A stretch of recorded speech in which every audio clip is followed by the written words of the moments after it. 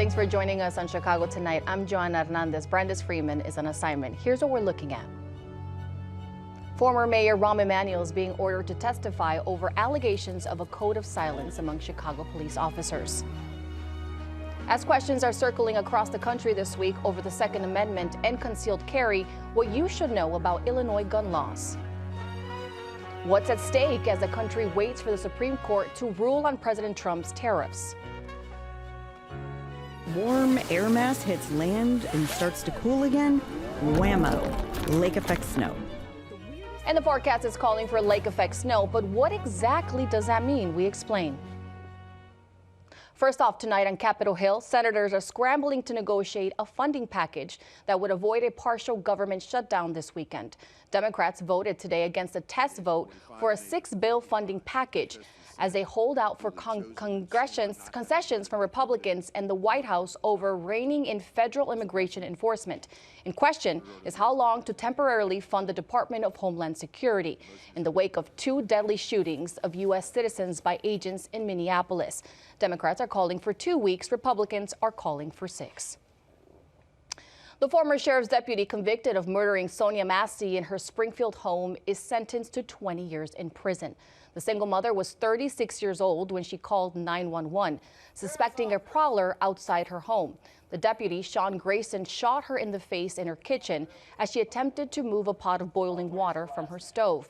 Massey struggled with mental health issues, and her family asked the court for the maximum life sentence today. Afterward, her daughter Summer told reporters that the 20-year sentence is not enough. Grayson can earn up to half that time of his sentence through good behavior. A federal judge says she'll rule next week on whether to unseal video and photos of a Border Patrol agent shooting a Chicago woman 5 times during Operation Midway Blitz. An attorney for Marimar Martinez argues that even though prosecutors dismissed the assault charges filed against her after the shooting, the federal government is still smearing her name in the court of public opinion. For example, she's still identified as a domestic terrorist in the press release on the Department of Homeland Security website. An FBI Director, Kash Patel, reposted a social media video allegedly showing Martinez ramming a DHS vehicle. Martinez's attorney says the video appears to be from an entirely unrelated incident. The judge says federal prosecutors have until Monday to respond before her ruling on Wednesday. For more on this story, visit our website. And if you haven't heard enough, Old Man Winter is back, which I guess that's good, whoever likes it, because he's coming back. This time he's bringing lake effect snow for y'all. The National Weather Service says travel could get dangerous in the morning as the first of 2 rounds of lake effect snow kicks off. Forecasters have issued a winter weather advisory from 8 a.m. to 3 p.m. Friday as snow is expected to move onshore first in Lake and northern Cook counties before spreading inland. Folks closer to the lake are expected to receive the most intense bursts of snow. So get ready. More snow is expected through Saturday evening for a total of anywhere from 3 to 6 inches. We will show you how lake effect snow works later in the program. Up next, the latest on what a federal judge wants from former Mayor Rahm Emanuel. That's right after this. Chicago Tonight is made possible in part by the Alexandra and John Nichols family, the Polk Brothers Foundation, and the support of these donors.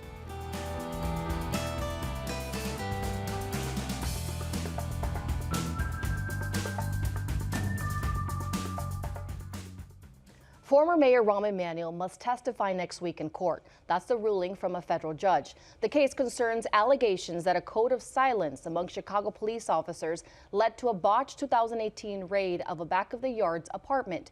Lawyers for the plaintiffs say that violated the civil rights of a family with 4 children. It could force a former Chicago mayor to answer questions under oath in open court about alleged police misconduct for the very first time.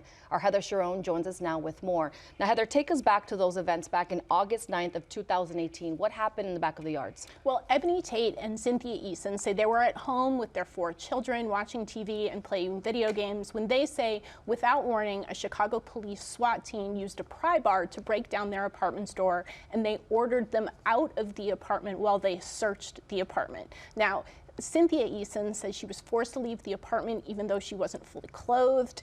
And Ebony Tate says she suffered a panic attack while trying to comfort her children and not being allowed back into her apartment. Now, police officials did have a search warrant for that apartment, but it named somebody who didn't live there. Who wasn't there.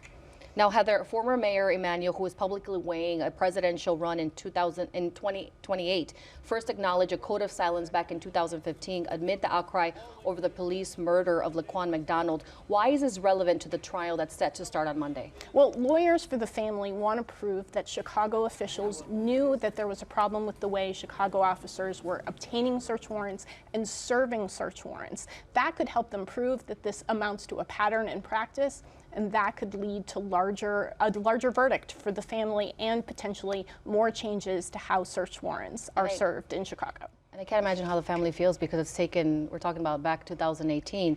Now, this isn't the first time CPD has served a search warrant that ended up sparking a lawsuit. How does it compare to other lawsuits that you've covered? Well, if what happened to Cynthia Eason reminds you of what happened to Anjanette Young, you're not alone. It was 6 months after this rage that another group of Chicago police officers raided Anjanette Young's house looking for somebody who didn't live there and sort of handcuffed her while she was unclothed and ignored her pleas for help. That lawsuit ended with a settlement of $2.9 million.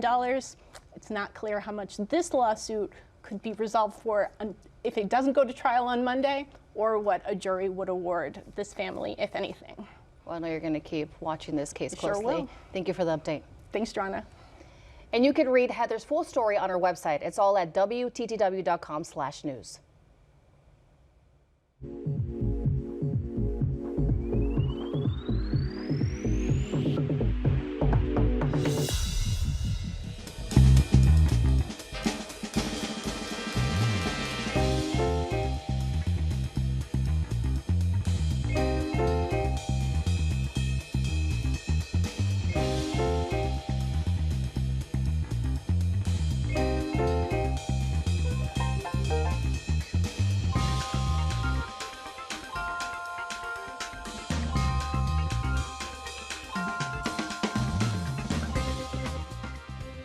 Gun laws have been in the news this week after federal immigration agents killed a man in Minneapolis.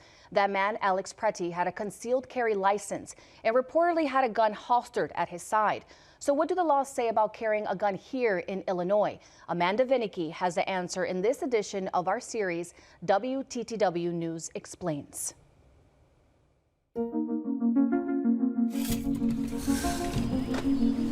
Chicago has a reputation as the city of big shoulders, for rough and tumble politics, and for having a lot of crime, despite strict gun laws.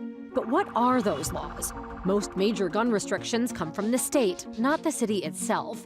To purchase and own a gun in Illinois, you must have a firearm owner's identification, or FOID card. To qualify for a FOID card, you have to be at least 21 and have never been convicted of a felony. That and other disqualifying crimes would come up in the required background check. Without a FOID, you can't legally buy or even use a gun in Illinois, with limited exceptions. To carry a gun in public, that requires a second official credential, a concealed carry license, which requires completing a training course. Concealed carry licenses allow someone to carry a loaded gun in permitted places. Even someone with a CCL can't bring a firearm into a school, government building, CTA train, hospital, bar, or anywhere else where the owner has said no. Key in on concealed. No flashy holsters. In Illinois, that gun has to be hidden. Firearm dealers, as in those who sell guns, have to be certified by the state too. Illinois requires 72 hours between when someone applies to buy a gun and when the dealer can deliver it. The state bans a bunch of guns outright as well, specifically those classified by Illinois as assault weapons. So, how do Illinois' so-called strict gun laws stack up? The Giffords Law Center gives Illinois an A- for having some of the nation's strictest gun laws. As for our neighbors, Wisconsin gets a C and Indiana a D-. Iowa, Missouri, and Kentucky all score Fs. Now, if gun rights groups did the grading, Illinois would probably get an F. The state is seen as one of the least friendly when it comes to gun ownership. Either way, gun laws in neighboring states impact Illinois. It's not like there are border checkpoints. The U.S. Bureau of Alcohol, Tobacco, and Firearms reports that in 2022, of the nearly 20,000 firearms recovered and traced in Illinois, less than 40% were actually purchased in-state. The most recent data for Chicago is from 2019, and only about a third of the recovered and traced firearms were purchased in Illinois. So while Chicago is the city of big shoulders and rough and tumble politics, the correlation between Chicago gun violence and gun laws, that is a little more complicated.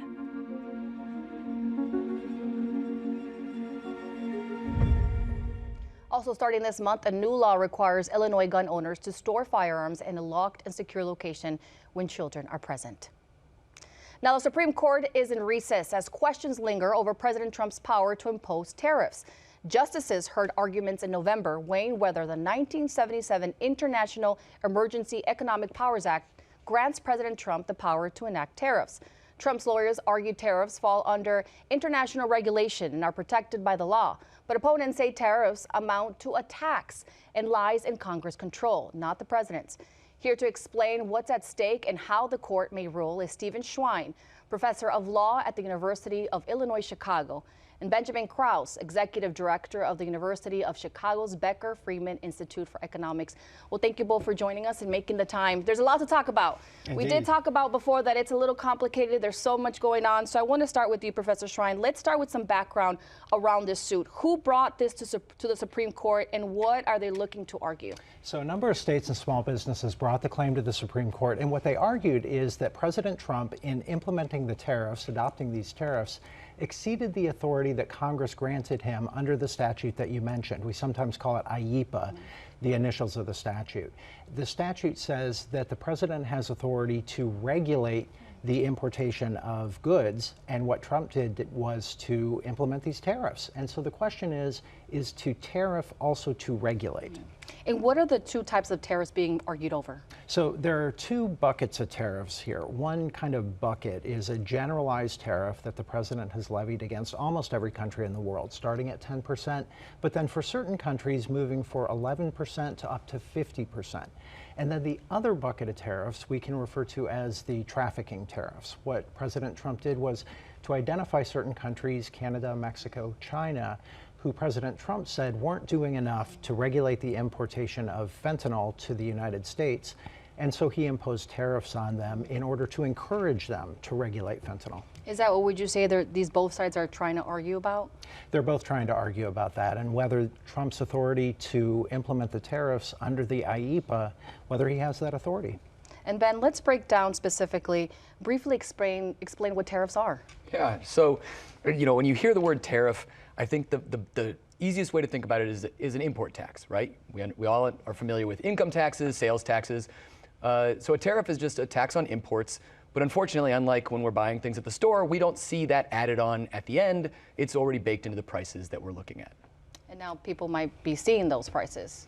Absolutely. So we have recent research that's come out that's showing that about 94%, so almost all of the increase in tariffs are being paid by us, by you, whether you're a consumer, an individual, or a small business, or any business in the United States. I mean, does that bother you? Well, on our side, what we're primarily looking at is sort of what is happening. And so I would leave it all to those watching at home to decide how they feel about it. But in general, when you hear people talking about increases in tariff rates, you can, as a rule of thumb, think about that as an increase in the price that you're likely going to see on those products on the shelves. And breaking it down a little bit further, how might they differ from the forms of economic powers like sanctions, embargoes, and asset freezes? So again, this is just a tax, and so this is focused on, it's looking to try to raise revenue by having more collected from those of us who are purchasing things. So it's really focused internally, looking at those of us who are within the United States. Those other things that you're mentioning, in terms of their legal ramifications, I would certainly yield to Steve here in terms of what that means. But those are really primarily externally focused, really looking, they're different kinds of tools that generally are used to achieve different ends. And Professor Schwein, historically, how has the Supreme Court weighed in on the president's economic powers? So the Supreme Court has weighed in from time to time on the president's invocation of IEEPA to issue things like embargoes or asset freezes, and has largely upheld the president's authority to do that. But the president has never, no president ever, has issued tariffs under the IEEPA, and that's really the question in the case. And a little bit further, President Trump has said that even if he loses at the Supreme Court level, he'll find another way to impose similar tariffs if the court rules against the administration. What other avenues might the Trump administration have to enact tariffs under other legal precedent? So it turns out there are a handful of other laws that authorize the president to issue tariffs in particular circumstances, but they're more circumscribed than the IEPA is. And so, for example, one law says that the president can issue up to 15% tariffs for 150 days, right? President Trump did a lot more than that when he issued his tariffs last year. Other laws, say things like the president might be able to issue tariffs if there's a severe balance of payments problem or if there's a national security crisis. But in order to do that, he has to conduct an investigation. And so these other authorities either limit the amount of tariffs or the amount of time that he can impose the tariffs, or they have procedural requirements that I suspect he doesn't really want to comply with, which is why he turned to IEPA.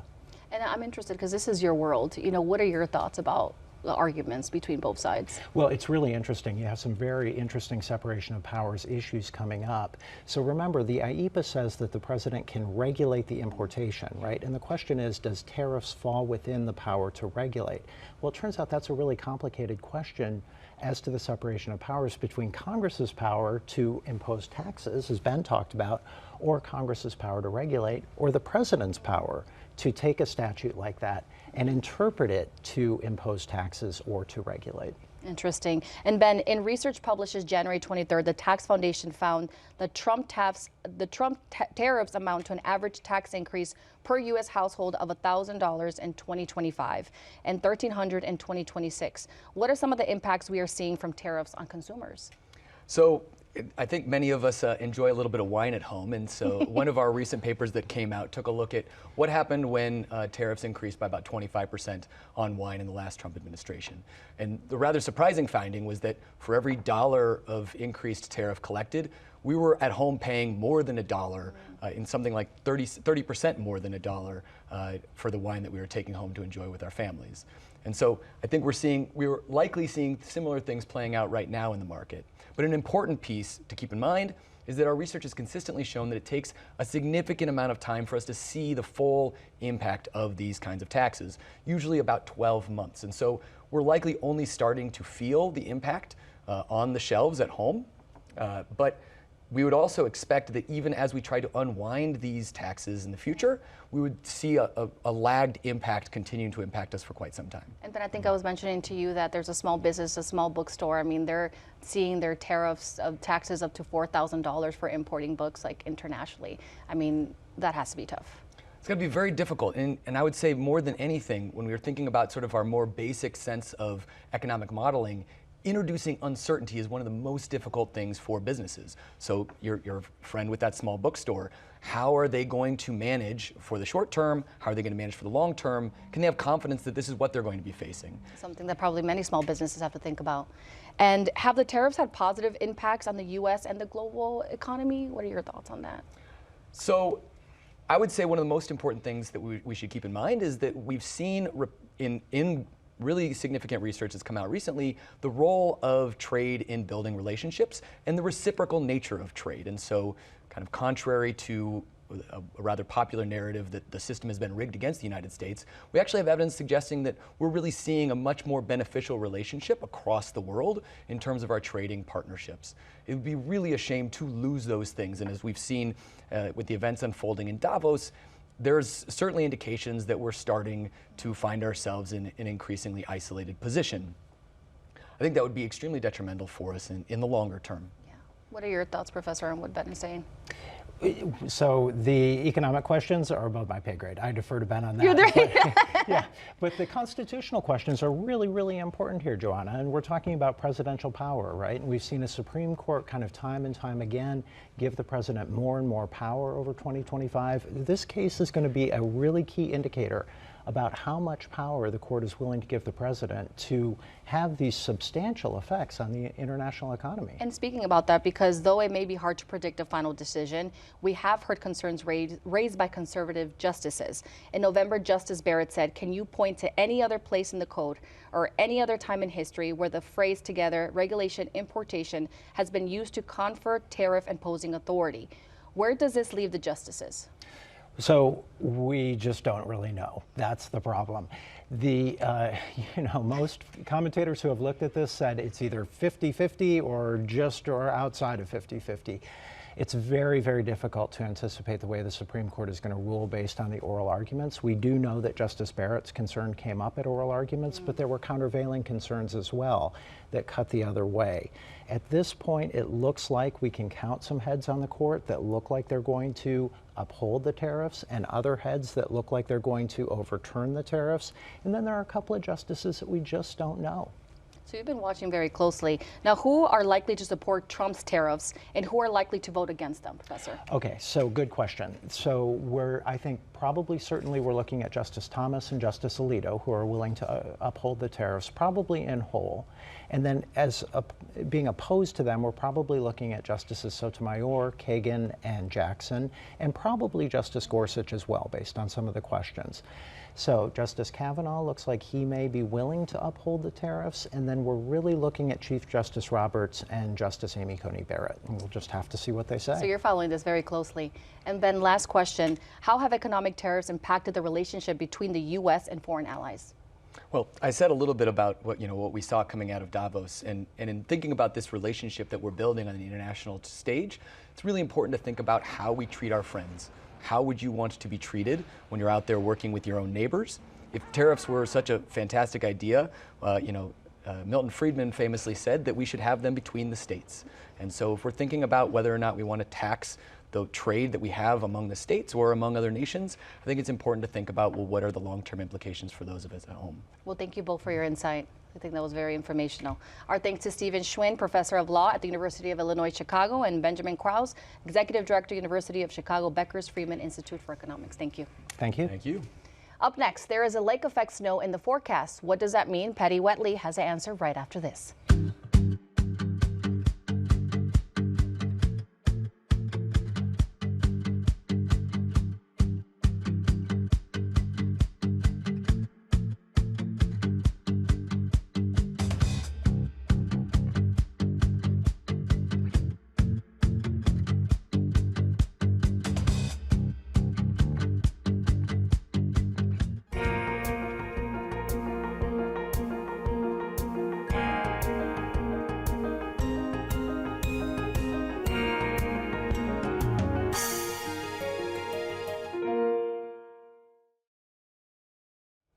It's back. The weather forecast says we should expect some lake effect snow tomorrow and Saturday. But what does that actually mean? Our Patty Wetley breaks down the weather phenomenon.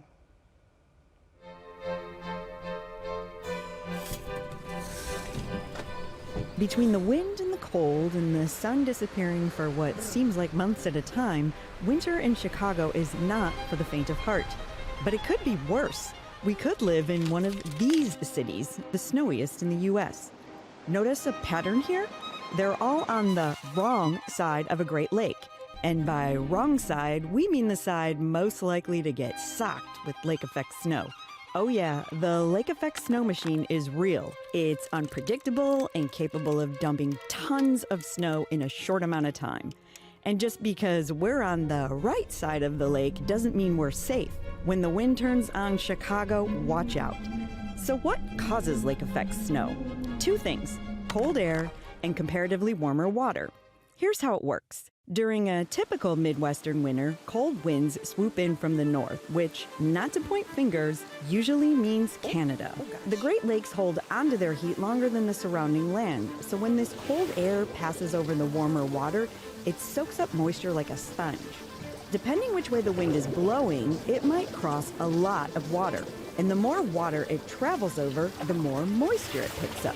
When this wet, warm air mass hits land and starts to cool again, whammo, lake effect snow. The weirdest thing about lake effect snow is how it can fall fast and furious in one place while the sun is shining just a mile or two away. Storm? What storm? That's because unlike large weather systems, lake effect events tend to be hyper-local. So what keeps Chicago from being Buffalo? Well, here, wind patterns typically flow west to east, pushing that wet, warm air toward Indiana and Michigan. Sorry, not sorry. But when the winds switch, that's when the city gets a taste of the snowpocalypse. Chicago winter. It could be worse, and sometimes it is. Thanks, lake effect snow.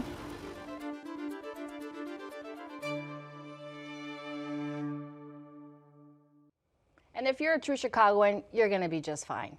Now, for more on the upcoming forecast, check out our website. There you can also find more on our WTTW News Explains series. And that's our show for tonight, for this Thursday night. Explore the natural world around you by checking out our free email newsletter, Urban Nature. You can sign up at WTTW.com/newsletter. And join us tomorrow night at 5:30 and 7 for the weekend review. Now, from all of us here at Chicago Tonight, I'm Joanna Hernandez. Thank you for watching. Stay healthy and safe. Good night.